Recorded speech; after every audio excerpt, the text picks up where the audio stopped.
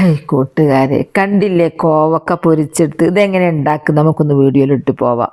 അതിനായി കോവക്ക പറിച്ചെടുത്തു, കൂട്ടത്തിൽ കറിവേപ്പിലയും കൂടെ പറിച്ചെടുത്ത് അടുക്കളയിൽ കൊണ്ടുപോയി വെച്ച് നന്നായിട്ട് കഴുകി ചീന്തിയെടുത്തു നൈസായിട്ട്.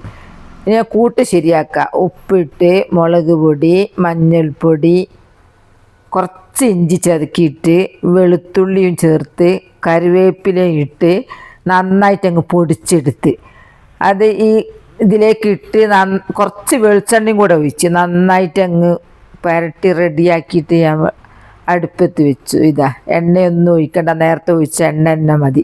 അങ്ങനെ തിരിച്ചും മറിച്ചും ഒക്കെ ഇട്ട് കഴിഞ്ഞാൽ അടിപൊളി ടേസ്റ്റ്. അത് ചോറ് തീരുന്ന അറിയില്ല. അങ്ങനെ ഉണ്ടാക്കി വെച്ച് കണ്ടില്ലേ, സൂപ്പറാണ്. നമ്മൾ ഉണ്ടാക്കിയത് നമ്മൾ തന്നെ ഉണ്ടാക്കി തിന്നൊരു ടേസ്റ്റ് അറിയോ? ഇഷ്ടപ്പെട്ട എൻ്റെ കോവക്കൊക്കെ ലൈക്ക് കൊടുക്കുമോ?